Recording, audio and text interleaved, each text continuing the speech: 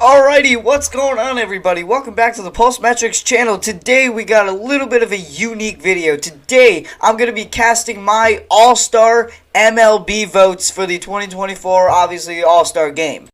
Now, for this video, I'm gonna try to be as non-biased as I can toward the Phillies, but hey, if they're having a good season, I'm gonna vote for them. It's just, that's that. Oh, a quick disclaimer as usual. If you disagree, please just let me know in the comments what you disagree with, what you would change, and who would you vote for. So, without further ado, let's get right into it. Cue the intro.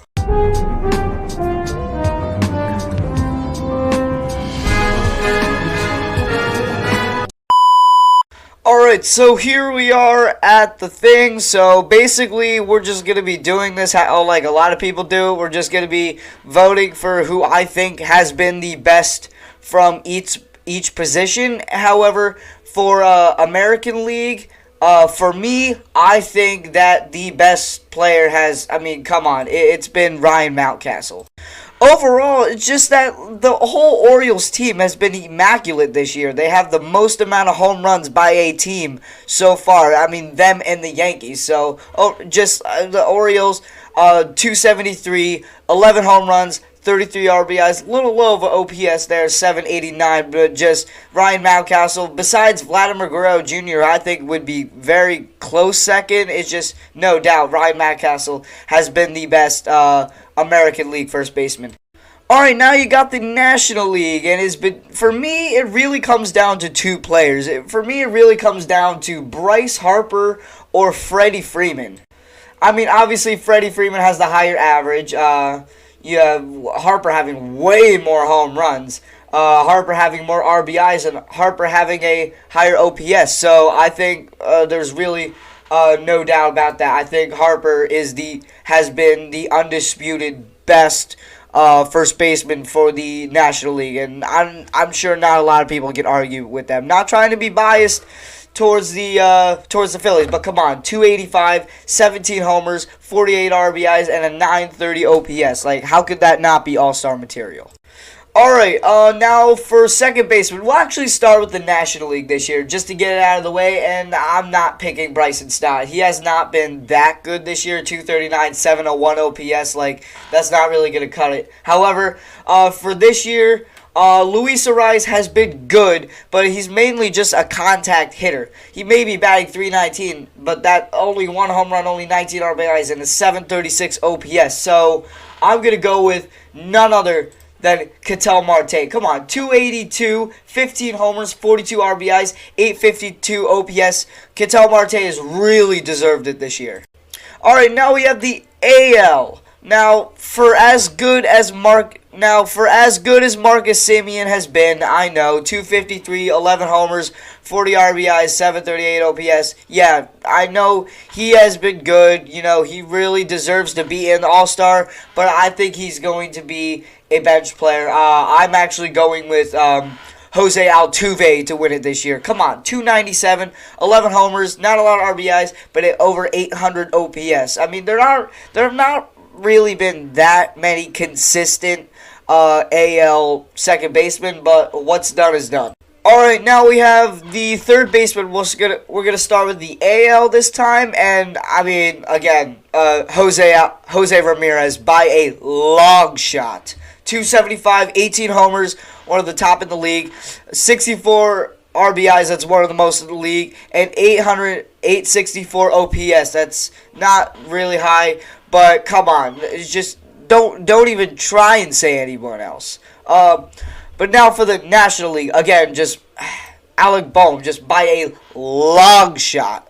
Come on, these two guys' numbers have been two overall have been on fire. Both are at least top 10 in RBIs. Have a high average. Alec Bohm's top 10 in average. So Alec Bohm, Jose Ramirez, they deserve it more than any third baseman, at least if you're asking me. Alright, next up we have shortstops. We're going to go with the National League. I'm not picking Mookie Betts because he unfortunately got injured As much as I do want to pick Trey Turner, I just don't think I can this time around because his numbers have dropped a little. I mean, a little, still batting 340, but hasn't hit a home run in over a month. 835 OPS, some of the least amount of RBIs in the league.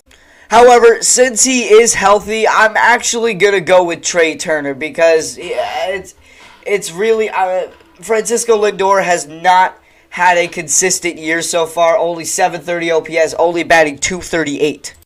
Alright, next up we have the AL shortstop. And now there are actually a couple pretty good options. You got Corey Seager, who has had a immaculate bounce back from where he was from the start of the year. 797 OPS, 14 homers, 35 RBIs, 256. But honestly, it's good, but it's just not good enough. So it really comes down to either Gunnar Henderson or Bobby Witt Jr. Now, shockingly, I am picking Bobby Witt Jr. Just don't even try and say that Bobby Witt's defense is worse than Gunnar Henderson's. Like, don't even try.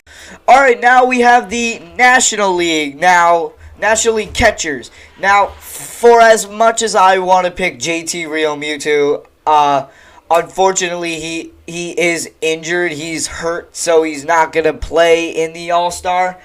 He was having an immaculate year when he was playing. So it comes down to either William Contreras or Will Smith. Obviously, William has the higher average, but Will Smith has more home runs, just slightly less RBIs, and they have the same OPS. Now, it really comes down to defense. And if you're asking me, Will Smith has better defense. So I'm going to pick Will Smith this time around. Just because of the defense. Their numbers could not be more even. Alright, now we have the AL catcher. Is there really any debate? I mean, it's easily Adley Rutschman. You can make the argument for Salvador Perez, but I just don't even try and say Salvador Perez. Adley Rutschman, 288, 14 home runs, 53 RBIs, and an 800 OPS for a catcher. Alright, now moving on from the infield, we're going to go to the outfield. Now, I think they're doing a good job by how they want us to do this. They're going to pick 3 outfielders. It doesn't really matter where you put them. You can put them in left, center field, right field. It doesn't matter. But we're going to go ahead and start with the American League. I think there's really a couple only easy options. Where is Aaron Judge? Yeah, right here. Aaron Judge. And then Juan Soto. Where is he? If I could ever find him. Okay, yeah, here we go. Juan Soto and Aaron Judge, by far the 2 best outfielders for the American League. Obviously, you have Aaron Judge batting 302, 26 homers, 64 RBIs, and 1.115 OPS. Like, that is insane. And as for the third outfielder, as much as I want to go Odalis Garcia, like, his OPS and average really turned me off. So, like, that's just not. No, it's just not really enough. I mean, honestly, this is kind of tough. Alright, but obviously, like, I don't want to, as much as I want to pick J-Rod out here, his just numbers aren't good enough, but I think I'm going to have to go with Kyle Tucker here. 266, 19 homers, only 40 RBIs, which is kind of insulting since he has 19 homers, but you got a 979 OPS, and that is still immaculate numbers. Now moving on to the National League. To my surprise, there aren't really that many good National League players, but I think an obvious one right here, we have Tatis right here.